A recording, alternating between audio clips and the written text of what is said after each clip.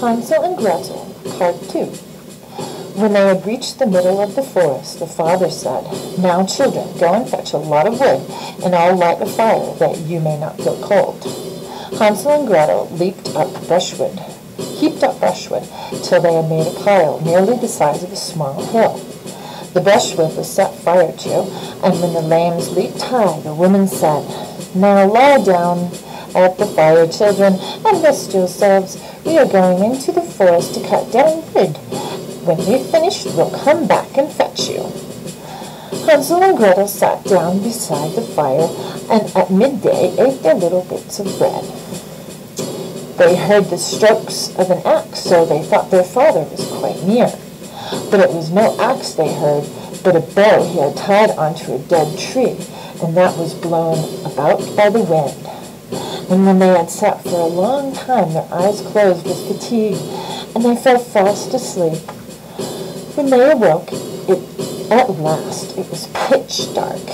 Gretel began to cry and said, "How are we ever going to get out of the wood?" But Hanzel comforted her. "Wait a bit," he said, "till the moon is up, and then we'll find our way sure."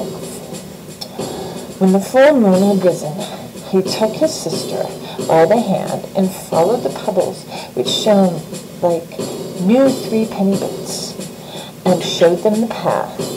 They walked on through the night, and at daybreak reached their father's house again. They knocked at the door, and when the woman opened it, she exclaimed, "You naughty children! What a time you've slept in the wood! We thought you were never going to come back." But the father rejoiced, for his conscience had reproached him for leaving his children behind by themselves.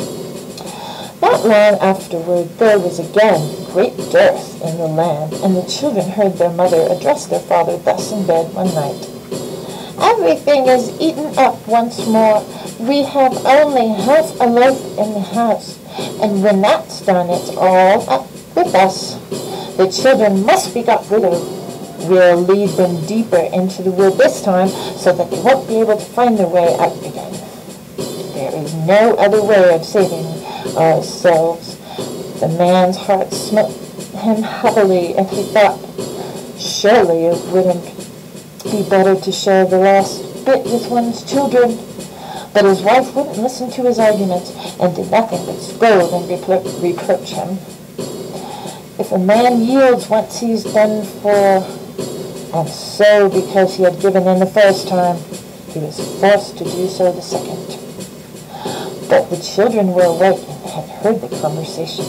When the old people were asleep, Hansel got up and wanted to go out and pick up pebbles again, as he had done the first time, but the woman had barred the door, and Hansel couldn't get out. But he consoled his little sister and said, "Don't cry, Gretel, and sleep peacefully, for God is sure to help us."